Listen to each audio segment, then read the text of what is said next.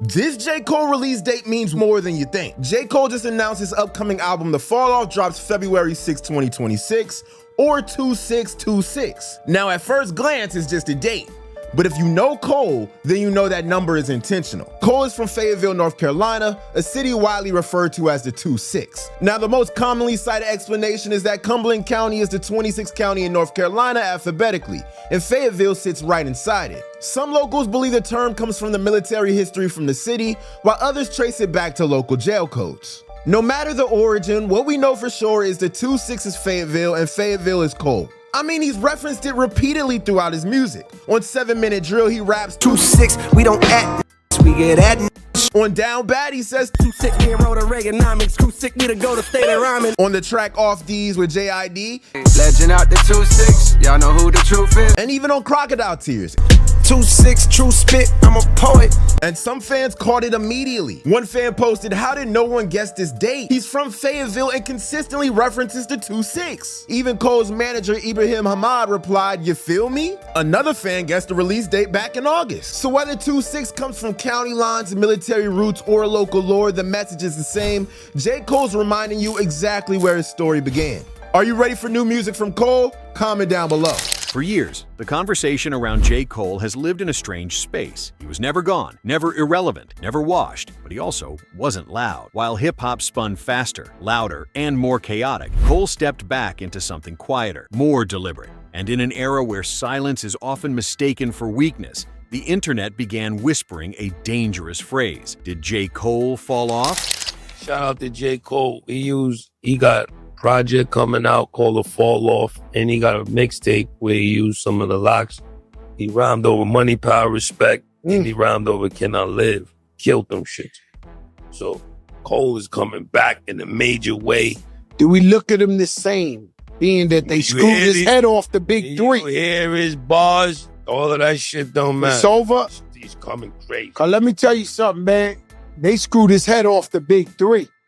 Is he in the big three? I don't like that terminology, cool. So give me a pass. But they better screw his shit back on after you. Listen, let me tell you something. The Locks, no matter what you call it, in your biggest heyday, no matter what, you call all about the music. You going off the internet. I'm not going off the internet. I'm talking. Head porch got to go back on where I'm talking about hip hop, right? So what I'm saying to you is, you guys were fucking miniature compared to 50 Cent just sold 30 million records. You went at him. You went to the yard with the sword. Answering your own question. What's that? He could sell 100 million. The bars and the power of the people in the street made all of that shit irrelevant. He didn't come outside to Jada. It's all in the music. You talk about knocking him out the park and this and that and that and this. I gotta hear it. He got some shit. You know what I mean? Are you ever thinking of selling your catalog? I think about it every day. Well, I got Now, in early 2026, Cole is answering that question the only way he ever would. Not with tweets, not with press runs, not with theatrics, but with music. And not just any music, with The Fall Off. This isn't just an album rollout, it's a reckoning. When J. Cole announced The Fall Off would arrive February 6th, the date didn't feel random. It felt intentional, almost ceremonial. A decade in the making. Described by Cole himself as something handcrafted, the album carries the weight of a final chapter, or at least a final statement. The title alone sounds like a dare, like a challenge to anyone who ever questioned his place in hip-hop's hierarchy. Because The Fall Off isn't about decline, it's about survival. Went on a 3-year run of tearing up and collabs, saying, I'm gonna eat anybody that jump up here. I am the best rapper, period. Right? He's like, don't put me on this microphone, da-da-da. The very first chance is only really one guy that could have. Cole was a dominant force. Now imagine Muhammad Ali talking a bunch of shit to Joe Frazier and then swung at him, missed, and then said, I'm sorry, Joe, you the greatest, and then ran off. What would we say? We would be like, yeah, Muhammad Ali, don't fight nobody else. So that's what people, so Muhammad Ali can't come out a year later doing all this shadow boxing, like, I'm the greatest. He can't do it. He got to come out humble in a suit. I don't fight no more, period. I understand the sentiment. The trailer for the album sets the tone immediately. No luxury cars, no flexing, no performance. Instead, Cole is shown washing a car at a self-service station, then sitting quietly at a diner counter, a regular man in regular places. Over the footage, a narrator speaks on how society loves to talk about people who used to be famous, how we rush to explain away longevity as luck, mistake, or inevitability. The implication is sharp. The culture loves to crown, but it loves even more to dethrone. Cole lets that idea hang in the air. Then, the music creeps in. It's a subtle but devastating setup, because what Cole is really saying is this: you thought I fell off because I stepped back, but I was building. J. Cole yesterday dropped a trailer for The Fall Off, which is supposed to be his final album before he decides to step away from music. He also dropped a song that is going to be on the project. The song is called Disc 2 Track 2, which lets you know that I guess that this is going to be a double-sided situation. Let's take a listen. Album. Disc 2 Track 2. I persevere through the worst. My thirst to adhere is a curse. My life, I see it in reverse. With each day that passes, I can feel my He be spitting. Yeah, record is cool. J. Cole can rap. We know that. Now, so this project... We've seen that concept before, though, with Nas Rewind. Yeah, and J. Cole has talked about how Nas is such a big inspiration for him. This project is going to drop February 6th. Now, the trailer talks about things coming to an end, and it's narrating him getting his car washed, eating dinner, just going throughout his everyday life. Let's take a listen. Everything is supposed to go away eventually. You see this especially in like show business with famous actors or like musicians. And it's like, oh, this guy used to be famous and then he fell off. What happened? Yes, of course it's not going to last forever.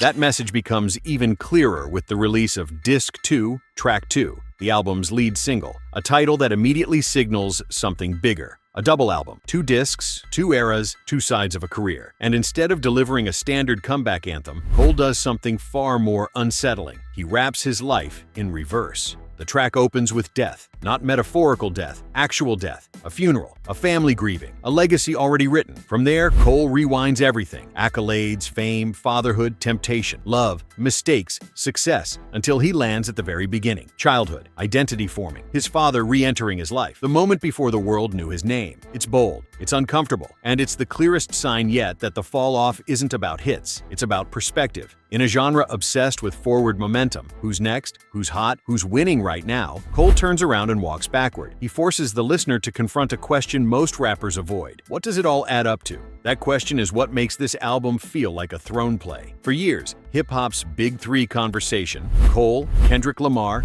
Drake, has cycled endlessly. Drake dominated commercially. Kendrick dominated critically. Cole existed somewhere in between, respected, but often underestimated, quietly prolific, rarely flashy, always consistent. But consistency doesn't trend. So when Kendrick and Drake ignited their lyrical war, some wondered where Cole fit in. Was he ducking smoke? Was he playing it safe? Or was he simply playing a longer game? Recent reports suggest The Fall Off was reworked in the aftermath of that very beef. Not rewritten out of fear, but sharpened by context. Because when the genre reminds the world that lyricism still matters, it also reminds everyone who's been waiting patiently for that moment. And Cole has been waiting a long time. This album isn't just a return, it's a response. Jadakiss may have accidentally confirmed just how serious Cole's return is. On a recent podcast, Kiss revealed that The Fall Off may not even be the full story. Alongside the album, Cole is reportedly preparing a mixtape, rapping over other artists' beats, including classics from the LOX and Black Rob. No concepts, no metaphors, just bars. That matters. Because mixtapes are where rappers go when they want to remind the world they can rap without guardrails.